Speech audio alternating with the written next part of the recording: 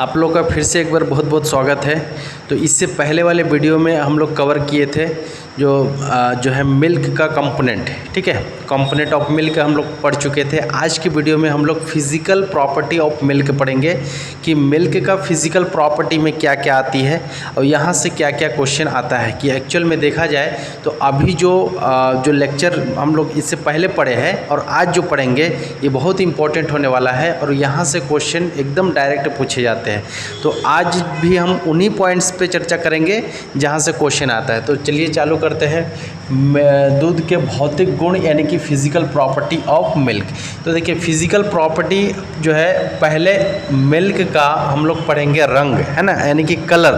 तो मिल्क का कलर आप लोग देखे होंगे कि यूनिवर्सली जो है वाइट होता है, लेकिन आप अगर गाय और भैंस के दूध में अगर कंपैरिजन करेंगे तो गाय के दूध में थोड़ा सा पीलापन आपको नज़र आएगा अपेक्षाकृत भैंस के, ठीक है। तो ये पीलापन के कारण क्या है, तो गाय के दूध जो है पीलापन होता है ना, थोड़ा सा इसमें पीलापन आपको नज़र आएंगे, ऐसे नहीं दिखेंगे, है ना। आप एक बाल्टी में गाय का दूध रखिए, दूसरा बाल्टी में भैंस के दूध रखिए, अब दोनों को देखिए और दोनों में कंपैरिजन करिए तो आपको गाय के दूध में थोड़ा सा पीलापन आएगा, ठीक है। ये पीलापन के पीछे कारण क्या है, तो बीटा कैरोटीन। तो इसको ध्यान रखिएगा, ये पूछा जाता है कि गाय के दूध के पीलापन के पीछे कारण क्या है, क्यों होता है, तो बीटा कैरोटीन की वजह से होता है। अब भैंस के दूध देखेंगे थोड़ा सा जो है वाइट, मतलब लाइट कलर के होते हैं, थोड़ा सा जो है ज़्यादा सफ़ेद होता है। तो ये सफ़ेद रंग के कारण क्या है, तो केसिन, ठीक है। तो गाय के दूध के पीलापन के कारण बीटा कैरोटीन और सफ़ेद रंग के कारण है केसिन, ठीक। तो ये चीज़ जो है आपको ध्यान रखना है, ये दोनों पॉइंट। उसके बाद नेक्स्ट है अपेक्षिक घनत्व, इसको बोलते हैं स्पेसिफिक ग्रेविटी, ठीक है। तो इसको ध्यान रखिएगा कि स्पेसिफिक ग्रेविटी किससे चेक करते हैं, तो लैक्टोमीटर, ये बहुत इंपॉर्टेंट है, यहाँ से क्वेश्चन पूछता है। अब ये लैक्टोमीटर से हम ज्ञात करते हैं, लेकिन इसका वैल्यू क्या है ना, इसका जो इम्पोर्टेंस क्या है, तो हम मिल्क की प्योरिटी चेक करते हैं कि मिल्क में यानी कि दूध में कोई पानी तो मिला हुआ नहीं है ना। जैसे आप जो है मार्केट में बेचने जाते हो तो पता चला कि आप जो है उसमें पानी मिला के ले गए, क्योंकि उसमें ऐसे जो आँखों से तो पता नहीं चलेगा, तो उसको टेस्ट करना पड़ेगा। तो टेस्ट करने के लिए जो है लैक्टोमीटर का यूज करते हैं।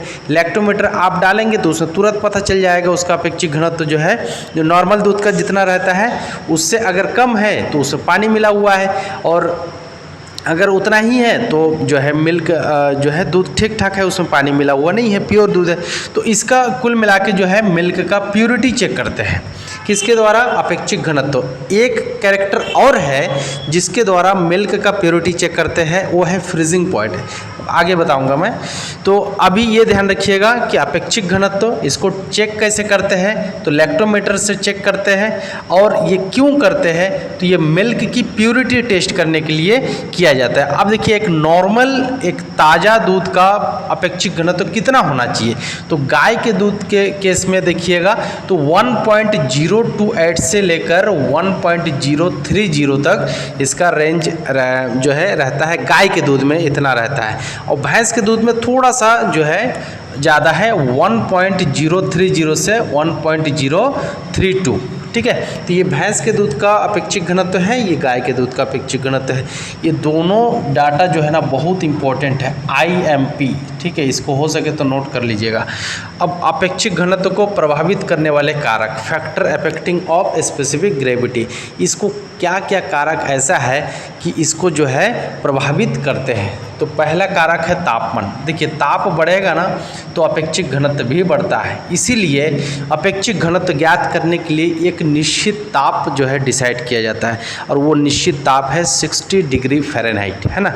इसको टेम्परेचर में बोलेंगे तो 15.5 डिग्री सेंटीग्रेड। ये ताप जो है अपेक्षिक घनत्व ज्ञात करने के लिए सबसे बेस्ट माना जाता है, ठीक है। तो जो है ताप इसको प्रभावित करता है। दूसरा है वसा प्रतिशत। देखिए इससे पहले वाले वीडियो में मैं वसा का अपेक्षिक घनत्व बताया था। वसा जो है सबसे हल्का कंपोनेंट होता है, ठीक है। अब ये वसा जो है ना ज़्यादा मिल्क में अगर रहता है तो उसके अपेक्षिक घनत्व को कम कर देता है। तो इसीलिए वसा जितना ज़्यादा रहेगा उतना ही दूध का अपेक्षिक घनत्व क्या होगा, कम होगा। तो वसा भी प्रभावित करता है, ठीक है। उसके बाद नेक्स्ट है SNF। SNF जितना ज़्यादा रहेगा उतना ही अपेक्षिक घनत्व जो है दूध का ज़्यादा होता है। तो SNF भी प्रभावित करता है। तो 3 फैक्टर आप ध्यान रखेंगे, ताप है, दूसरा फैट प्रतिशत है, तीसरा एसएनएफ है। ठीक है, तो ये तीनों फैक्टर जो है अफेक्ट करता है किसको, दूध के अपेक्षिक घनत्व यानी कि स्पेसिफिक ग्रेविटी को। ये ध्यान रखिएगा, डायरेक्ट क्वेश्चन यहाँ से आ जाता है। उसके बाद नेक्स्ट है एसिडिटी।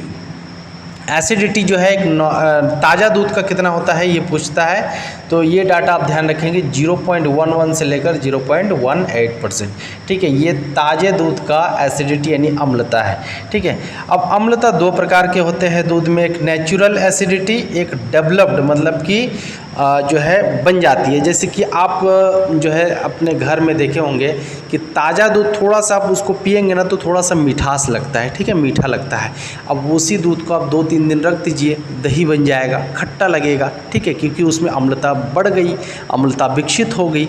ठीक है, तो वहीं पे वही चीज़ इसमें बोला जा रहा है कि नेचुरल अम्लता, तुरंत निकाले दूध, तुरंत जो है उसको उबाले, है ना, ठंडा किए, पी गए। मतलब आप ताज़ा दूध पियोगे तो मीठा लगेगा। तो ताज़ा दूध में जो है अम्लता कम रहती है। और अम्लता कितना रहता है, तो 0.11 से लेकर 0.18% तक जो है ताज़ा दूध में अम्लता रहता है। अब ये अम्लता आती कहाँ से, किसके कारण से आता है, तो साइट्रेट, CO2, एल्ब्यूमिन, केसिन, इसके कारण जो है थोड़ा बहुत जो है अम्लता आती है, उसको बोलते हैं नेचुरल एसिडिटी। क्या बोलते हैं, नेचुरल एसिडिटी। एक दूसरे प्रकार की भी अम्लता पाई जाती है दूध में, ये डेवलप्ड एसिडिटी इसको बोलते हैं। आप 1-2 दिन रख दीजिए दूध को, ठीक है, वो दूध हो जाएगा दही। ठीक है, अब वो दही आप जो है खाएंगे ना तो दही खट्टा लगता है। किसके कारण, क्योंकि दूध में, कल मैं पढ़ाया था कल के लेक्चर में कि दूध में लैक्टोज पाया जाता है। अब लैक्टोज के ऊपर जो है जीवाणु वर्क करता है, जीवाणु उसको जो है कूच कांच के किस में कन्वर्ट कर देता है, लैक्टिक एसिड में। और लैक्टिक एसिड नाम से ही क्लियर है, खट्टा लगेगा।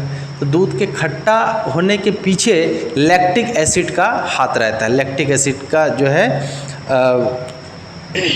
ये जो है इसी के कारण जो है दूध का टेस्ट जो है खट्टा हो जाता है। ठीक है, अब नेचुरल एसिड और डेवलप्ड एसिड, ये दोनों को अगर जोड़ देंगे तो इसको बोलते हैं टाइट्रेबल एसिड। ये दूध में 0.2% से ज़्यादा होता है ना, और 0.3% से अगर ज़्यादा हो जाता है तब दूध को आप गर्म करिएगा तो फट जाता है। तो ये आपका जो है एसिड हो गया है। एसिड से ज़्यादातर इस यहाँ से क्वेश्चन पूछा जाता है कि ताज़े दूध का जो एसिडिटी कितना होता है। ठीक है, तो ये आपका एसिड हो गया। नेक्स्ट है पीएच मान, बहुत इंपॉर्टेंट है, पीएच मान से क्वेश्चन आता है। ताज़े दूध का पीएच मान आप ध्यान रखिएगा 6.5, खीस का पीएच मान जो है 5.5। तो ये 2 डाटा आप ध्यान रखेंगे तो बन जाएगा। उसके बाद नेक्स्ट है फ्रीजिंग पॉइंट। फ्रीजिंग पॉइंट मैं बोला था कि दूध की शुद्धता ज्ञात करने के लिए हम 2 पैरामीटर से हम उसको ज्ञात कर सकते हैं। एक है अपेक्षिक घनत्व यानी कि स्पेसिफिक ग्रेविटी, और दूसरा है फ्रीजिंग पॉइंट। ठीक है, तो ताज़े दूध का फ्रीजिंग पॉइंट कितना होता है, तो -0.55 डिग्री सेंटीग्रेड। अब इसको चेक कैसे करते हैं, ज्ञात किससे करते हैं, तो हार्ड वेट क्राइस्कोप। ठीक है, तो ये चीज़ ध्यान रखिएगा। उसके बाद नेक्स्ट है बॉइलिंग पॉइंट, मतलब कि कितने ताप पे दूध उबलने लगता है। पहला है फ्रीजिंग पॉइंट, कितने ताप पे दूध जो है बर्फ़ बनता है, जमता है। ठीक है, अब दूसरा है बॉइलिंग पॉइंट, मतलब कि कितने ताप पे दूध उबलता है। ताज़े दूध का बॉइलिंग पॉइंट है 100.17 डिग्री सेंटीग्रेड। ये 107 मत पढ़िएगा, है ना, इसको 100.17, कभी कभी ऑप्शन में 107 भी दिया रहता है, तो वहाँ पर जो है आपको कन्फ्यूजन हो सकता है, या 117 देंगे तो उसमें भी कन्फ्यूजन हो जाएगा। तो इसको थोड़ा सा ध्यान दीजिएगा, 100.17 है ना, 100.17 डिग्री सेंटीग्रेड।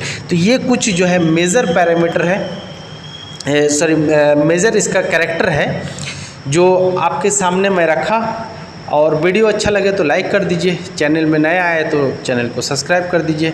इससे पहले वाले वीडियो नहीं देखे तो उसको भी जाके देख लीजिए, और अपने दोस्तों को भी बता दीजिए, ताकि मैं इतना मेहनत कर रहा हूँ तो जो है मेरे को भी अच्छा लगे। और लाइक करिएगा आप लोग। ठीक है, तो आज के लिए बस इतना ही। इसके आगे वाले टॉपिक में जो है अगला वीडियो हम लाएँगे। ठीक है, चलिए बहुत जल्दी मिलते हैं, तब तक के लिए जय हिंद।